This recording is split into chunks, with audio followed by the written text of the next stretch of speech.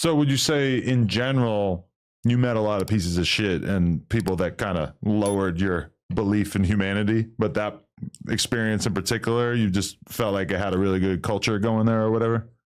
I done met worse people out here. Really? Yeah. Worse people. Listen, what type of son of a bitch would, no, really, I'm serious. Take a platform, take a microphone or say a megaphone and talk about dead people. Or talk about your mom or your dad or your illness or, you know, I see more motherfuckers cold-hearted people out here than I ever seen in prison, man. People cold out here. You can get in trouble and have a wreck and half your head hanging off before they'll offer you some assistance. They start filming you. That's cold as to me, man. And I'm still wrapping my head around that. Again, I'm gonna take you right back to my music. Listen to it now. Express that shit because people don't even know they f***ed up the internet. To me, the internet exposed a lot of the so-called street niggas and empowered the weenies. I believe that. Yeah. I mean, there's a lot of things that, I mean, you could be a child and you could be scamming, hacking into people's bank accounts, etc. Whereas like the kind of crime that you come from, you know, you had to be a tough dude. You had to be ready for the bullshit. You know, now it's like, it's easy for people to hide behind their computer. You could have a hugely popular YouTube channel with millions of subscribers and nobody knows who you are. And every day you make videos calling people pussies and bitches and judging their life choices that you've never had to deal with. And, you know, there's a million people doing this kind of thing. Adam, my biggest song since I've been home is called My Little Nigga, right? Yeah. Okay. I was very curious about this song. Okay. Oh, so you already know. Yeah. Okay, that's my biggest song since I've been home. No, maybe the Mo 3 song. Okay. You know, number wise, right? The one that I did about Mo 3's story. But My Little Nigga was about hood Yayo, Ronnie, yeah. But it was a made up story. But because I tell stories, that's what I do. And needless to say, that song went viral, right? I threw in some Mexican, these is all my partners. I was just naming Fort Worth people that rap. And this is when I knew the internet was everybody knows my story. Everybody know Black 8 to 30.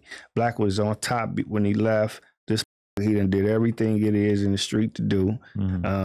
Because from here to California, from California to Texas, you can call and ask about him, whether it be in prison or in the street. And then when I made that song, I made it 5 weeks before Ronnie passed, right? Really? Wow. And everybody was like, oh, that motherfucker super hard. Man, you a genius. Man, you back on your story time shit. Yeah. The moment he died, man, it switched. This is when I knew the internet was tough. They started calling me a rat. Man, you a rat. You telling people. I'm like, a rat? Man, you could have called me anything in the whole world. I done went here and did 17 years and 2 months in the penitentiary. Nigga never told on nobody. And everybody knew it. And you had the audacity to type in your phone. He's a rat. That's when I knew. I said, they'll say anything.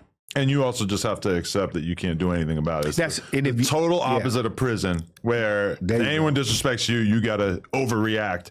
And now you're on the internet, where if you even respond on your story saying, hey, you bitch ass, whatever, you saying this about me, you kind of look weird. Yeah, well, yeah. See, because what you did is you took the bait. Yeah. You know what I'm saying? And needless to say, I went for it. You know, I'm like, hey, but and the only thing I'll say is, you know, if something like that pop up, hey, you should look me up. You know, same way that y'all look up everybody else. Same way you motherfuckers sit here and argue about who's worth what and who's really, look me up.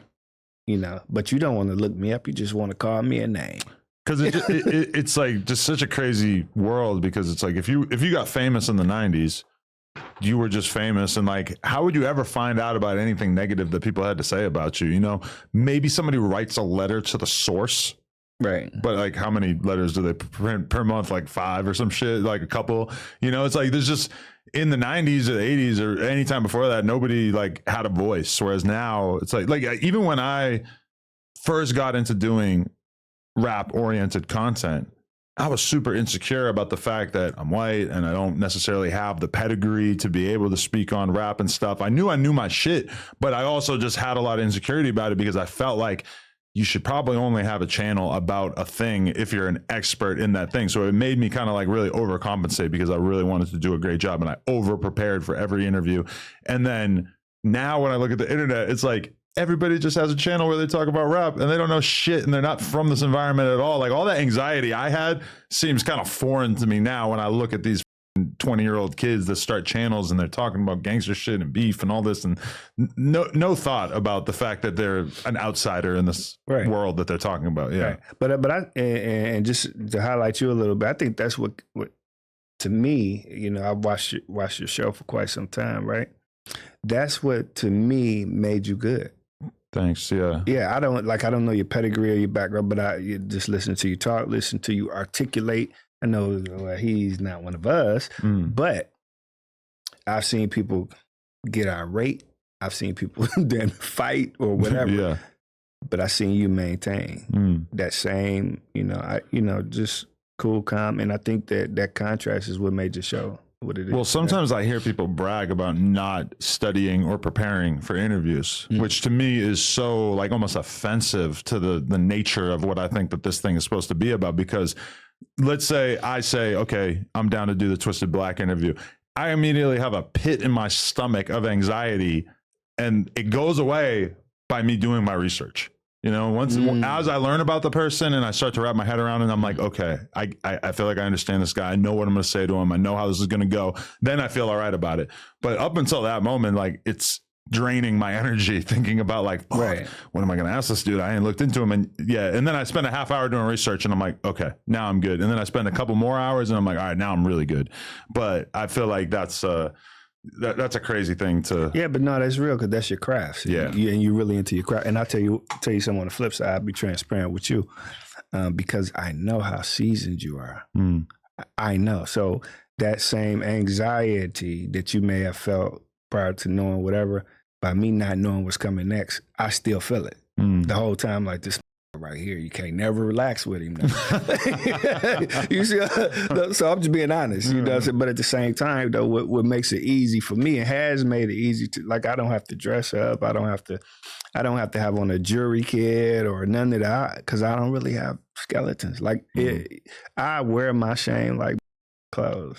I've been fucked up. I done made up decisions. This up shit. Right. And it is what it. Listen to my music. Okay, just as a side question, it's kind of like this new world that we live in where it feels like there are people who've been locked up for decades, whether it's Big Meech or Larry Hoover, which it's kind of funny saying their names back to back like that because I feel like Rick Ross. But you said Rick Ross what? Rick Ross had a song where he said, I feel like Big Meech, Larry Hoover. Right. But they both got hit with this in the last few months where they get released, or in Larry Hoover's case, seems like he might be released at some point in the next few years if the state takes pity on him.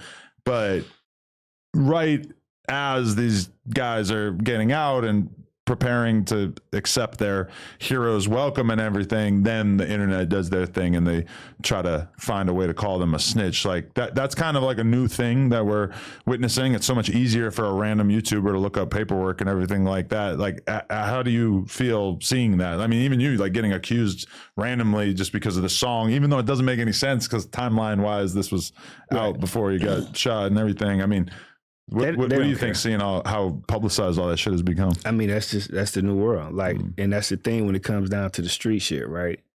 And I used to tell people this from the beginning. I tell artists this. Hey, man, if you're going to try to rap what you know. Because if you don't, like, say, for instance, you rap and you talking about how you knock out, I do this, I do that. You know, I sold all the bricks. From your neighborhood are never gonna or from where you from, they're never gonna let you take off. You're gonna poke holes in your balloon because we know you, motherfucker. Far few and in between, motherfuckers slip through the cracks. You see what I'm saying? So I said that to say that's what it is. So if that's what you did, you may as well go ahead and get in front of it. You know, if that's who you are, man, get in front of it. Be like, man, like a lot of dudes that sell drugs, Adam, they just get money niggas. They ain't really about busting that pistol, say that. Because you get to popping off like you about busting that pistol. The one to bust the pistol, they trying to look at you, or you, especially with the fighting shit. But if you're just getting money, you got to act like you're down to bust your gun, even if you really ain't. You got to just hope that nobody really tries you, right? Well, not for real. Not in real life. Because if you getting real money, if you ask motherfuckers that's getting money, ask the people out there to know. When you getting real money, the killers insulate you. Because when they say you feed the wolves, if you feed the wolves, then the wolves keep you from getting ate. You see what I'm saying? But the squares can't really tell you that because they ain't really did that. That's why you don't hear people up here telling you stuff like that on your show, because a lot of them just really be squares and they really be weenies. You see what I'm saying? They done got a little money, they pop in the street shit, and oh man, but we know you a sucker for real. Yeah, so you know. Everything 420 really is the plug. They've got everything you need in one place. From top tier glass to new strains and even mystery boxes with surprise gear, their app is smooth, they ship quick, and there are always discounts going on. Use code NOJUMPER at checkout.